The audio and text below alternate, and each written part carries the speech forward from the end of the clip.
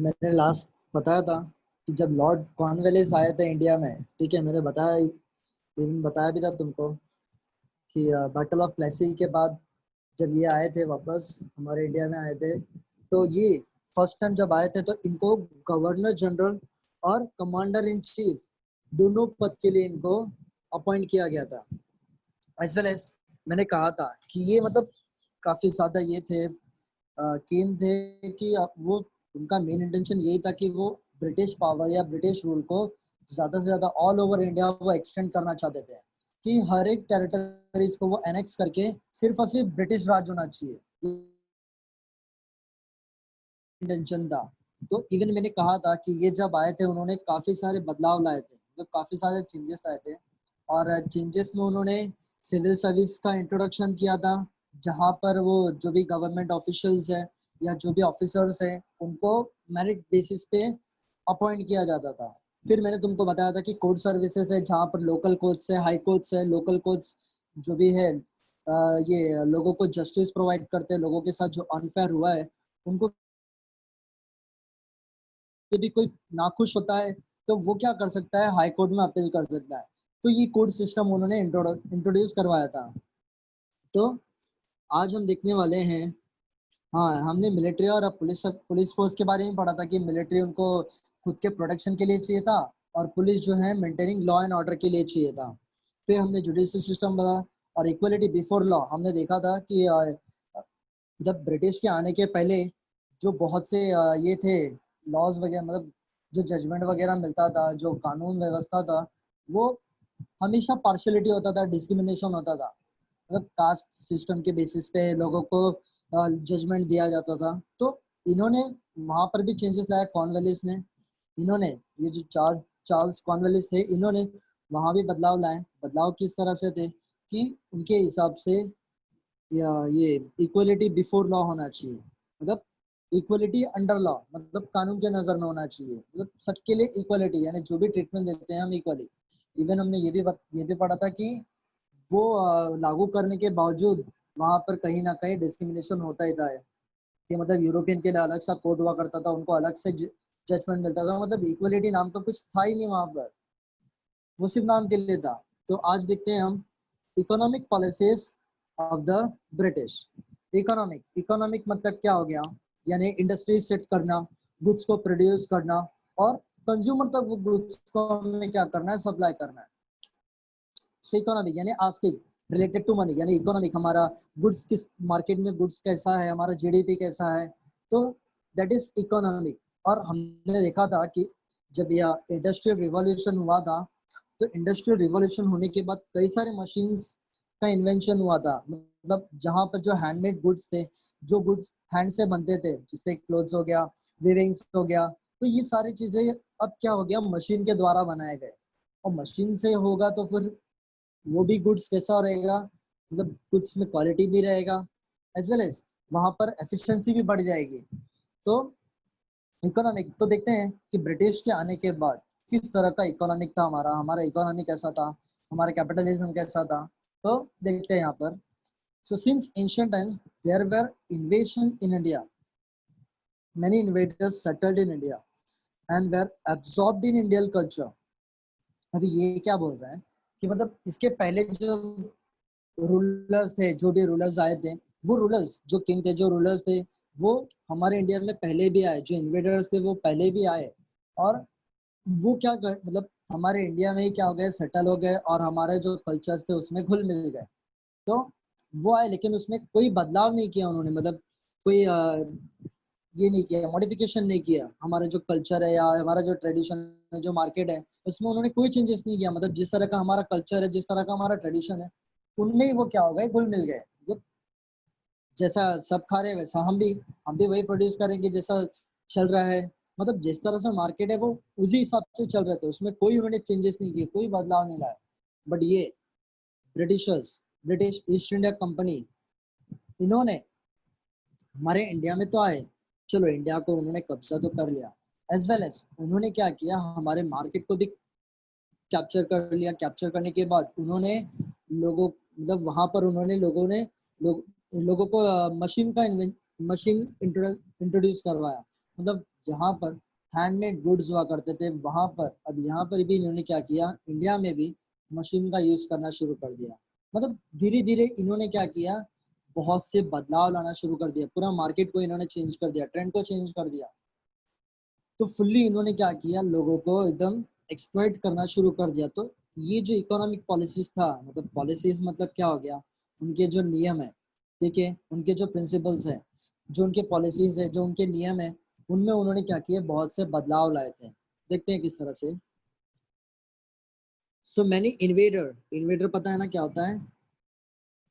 Invader मतलब जो बाहर के जो रूलर्स आते हैं या जो हमारे इंडिया में आते हैं लूटपाट करने के लिए, उसको हम लोग बोलते हैं invader. So many invaders settled in India and were absorbed in India culture, even though they ruled here, they never made any changes in the basic Indian economic system. So जैसा मैंने कहा कि ये जो इन्वेडर्स आए, बाहर से जो रूलर्स आए, जो किंग थे, वो आए तो उन्होंने सिर्फ राज किया, रूल किया, लेकिन उन्होंने कोई मतलब कोई चेंजेस नहीं किया। जिस तरह का मार्केट ट्रेंड था, जिस तरह का कल्चर्स था, उन्होंने उसी हिसाब से डलना शुरू कर दिया था, तो उन्होंने कोई बदलाव नहीं किए।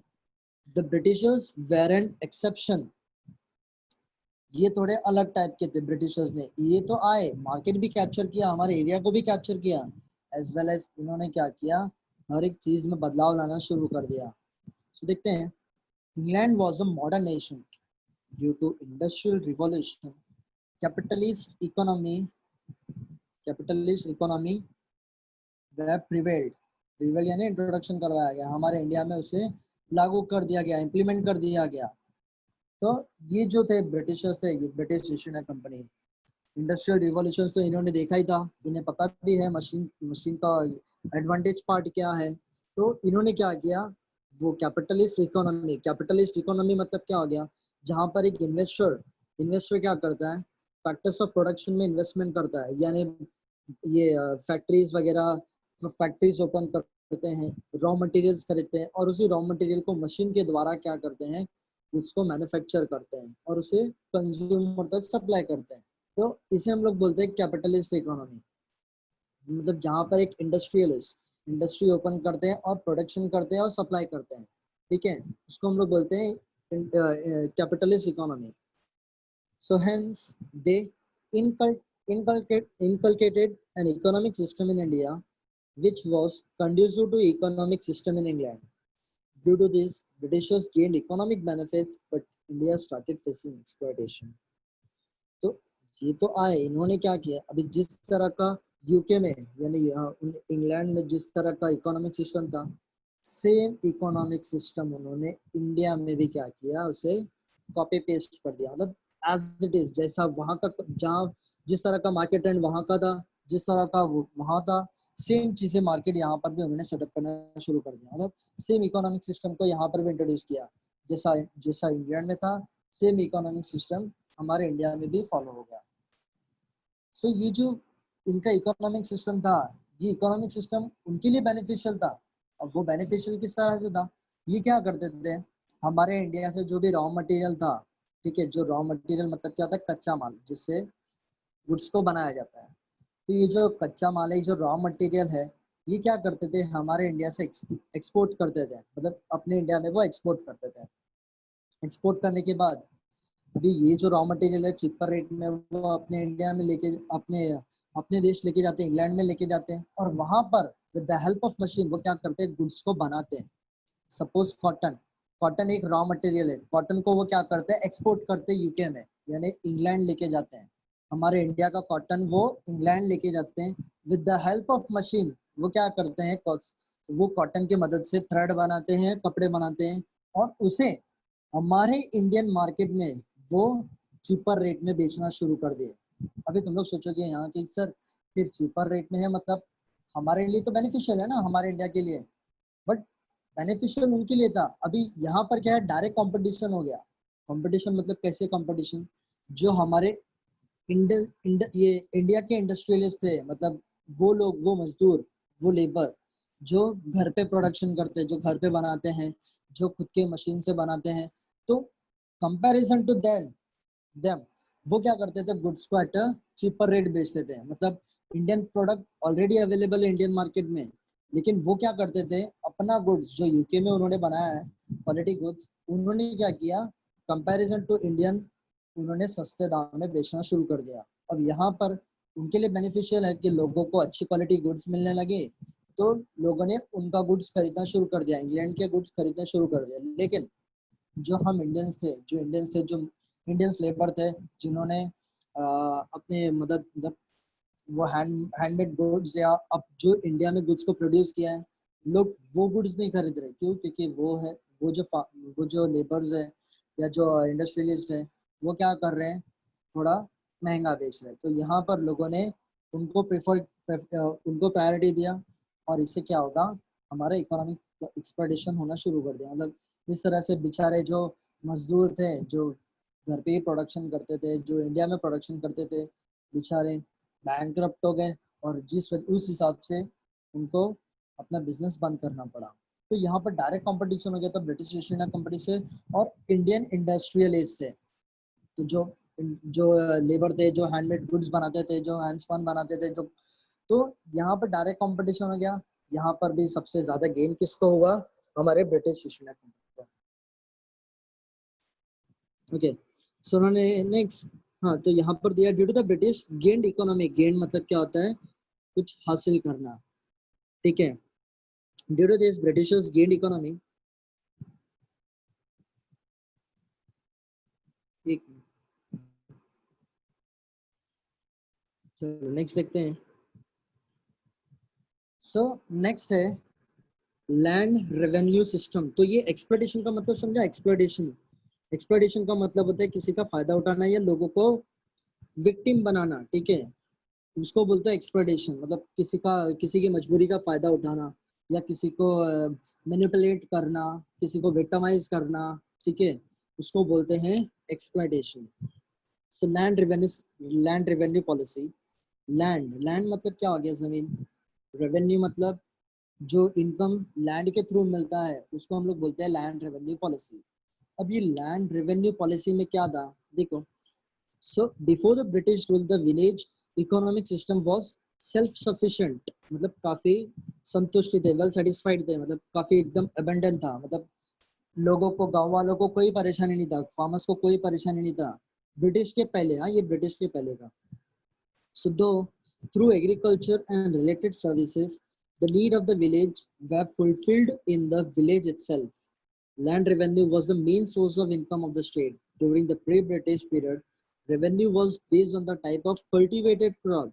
अभी जैसे मैंने बताया था पहले, ब्रिटिश के आने के पहले जो हमारा लैंड रेवेन्यू सिस्टम था, मतलब फार्मर्स क्या करते थे, फार्मर्स लैंड से जो भी गुड्स को प्रोड्यूस करते थे, उस पे वो जो पहले पहले सिस्टम के साथ था कि जो भी वो प्रोड्यूस करते थे, प्रोड्यूस यानी जो भी वो कल्टीवेट करते थे, जो भी फील्ड में वो कल्टीवेट करते थे, तो उस जो क्वांटिटी हुआ करता था, वो क्वांटिटी के हिसाब से, परसेंटेज के हिसाब से उनको टैक्स भरना पड़ता था। लेकिन ये जब ब्रिटिशर्स आए, ब्रिटिशर्स ने वहां पर भी मॉडिफिकेशन करना शुरू कर दिया, मतलब वहां भी उन्होंने चेंजेस करना शुरू कर दिया। अब वहां पर किस तरह का बदलाव लाया, अभी ब्रिटिश ईस्ट इंडिया कंपनी है, अभी गवर्नमेंट चलाना है, सरकार चलाना है, तो उनको पैसे की जरूरत तो पड़ेगी ना। तो यहाँ पर इन्होंने थोड़ा लोगों को मूर्ख बनाना शुरू कर दिया, मैनिपुलेट करना शुरू कर दिया। अब वो किस तरह से, इन्होंने क्या किया, लैंड रेवेन्यू सिस्टम को इंट्रोड्यूस करवाया। अब वो किस तरह से था कि बजाय क्वांटिटी के, मतलब जैसे मैंने बताया था ना कि पहले के जो रूलर्स थे, वो फार्मर्स जो भी ग्रो करते थे फील्ड में, वो जो उनका क्वांटिटी हुआ करता था, उस पे परसेंटेज के हिसाब से उनको चार्ज करते थे टैक्स। और तो और वहां पर ऐसा भी था कि अगर कभी कुछ अनसर्टेनिटी आता है, मतलब सूखा पड़ जाता है, बाढ़ आ जाता है, ऐसे टाइम पे फार्मर्स का जो फसल बर्बाद हो जाता है, तो उसके लिए उनको कभी कभी उनके टैक्स को माफ कर दिया जाता था। मतलब तभी के रूलर्स थोड़े अच्छे थे, लोगों के वेलफेयर के बारे में सोचते थे हमेशा, मतलब उनका जो सब्जेक्ट था वो हमेशा उनके बारे में सोचते थे।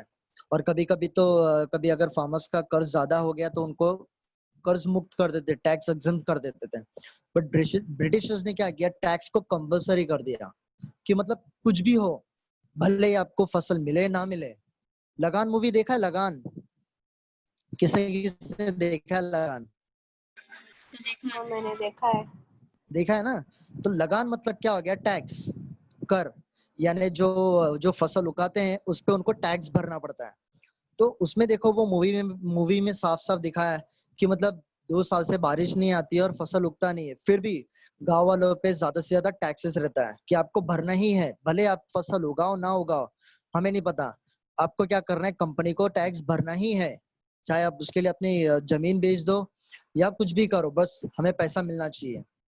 तो इस हिसाब से उन्होंने क्या किया, टैक्स को उन्होंने कंपलसरी कर दिया कि एनी हाउ एनी कॉस्ट, आपको चाहे लॉस हो प्रॉफिट हो कुछ भी हो, आपको टैक्स भरना है। और वो भी टैक्स किस तरह से, लैंड को वो क्या करते थे, पहले लैंड को वो मेजर करते थे, एरिया कितना है लैंड का, एरिया के हिसाब से वो चार्ज करते थे, भले ही आप उसमें कुछ उगाओ, फसल कम उगा रहे हो या ज्यादा उगा रहे हो उससे उन्हें कोई फर्क नहीं पड़ता, आप कम उगा रहे तो भी आपको उतना टैक्स भरना ही है और ज्यादा उगा तो भी।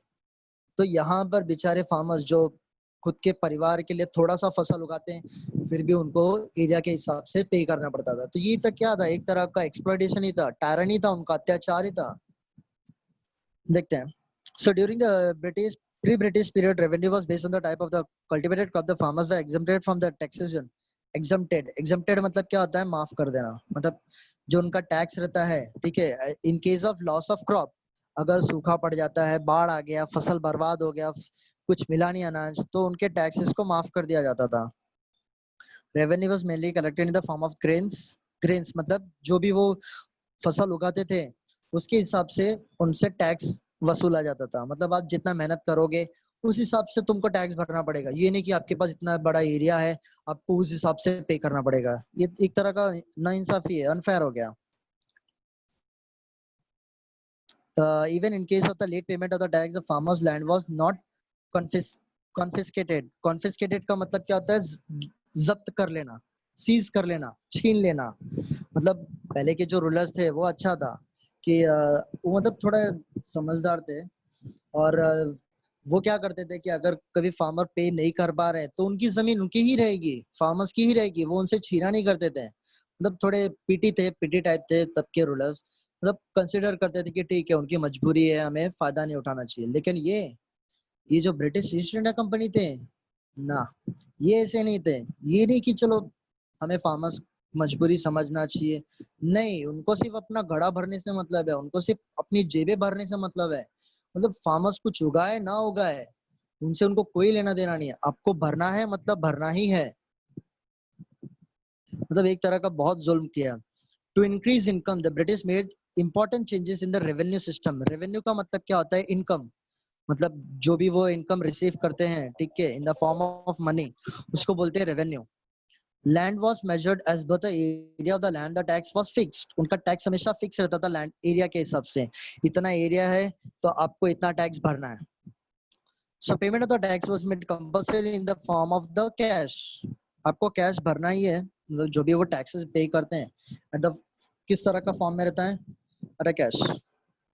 If farmer fail to pay tax in time then his land would be confiscated. तो यहाँ पर बोला है अगर फार्मर्स देरी करते हैं, आपको डेट दिया गया, अगर आप वो डेट पे आप पैसे टैक्सेस पे नहीं करते हो तो यहाँ पर क्या करेंगे, आपकी जमीन हड़प लेंगे। The British system of land revenue collection differed from place to place, which led to exploitation to all farmers. तो उनका ये जो लैंड रेवेन्यू कलेक्शन था, सिस्टम था, ये डिपेंड करता था एरिया के हिसाब से, प्लेस टू प्लेस के हिसाब से, अलग प्लेस का अलग रहेगा टैक्स। तो जो सर भी रहेगा, जैसे डिफर्ड अगर मतलब क्या, डिफर्ड डिफर्ड मतलब अलग, different, varied, varied from place to place, अलग, different, different from place to place, which led to exploitation to all farmers। यानी एक तरह का क्या, लोगों के मतलब फार्मर्स के साथ अनफेयर ट्रीट किया जाता, उनको ये विक्टिम किया जा रहा था, उसको बोलते हैं एक्सप्लॉइटेशन। समझा इतना? किसी को कुछ पूछना है?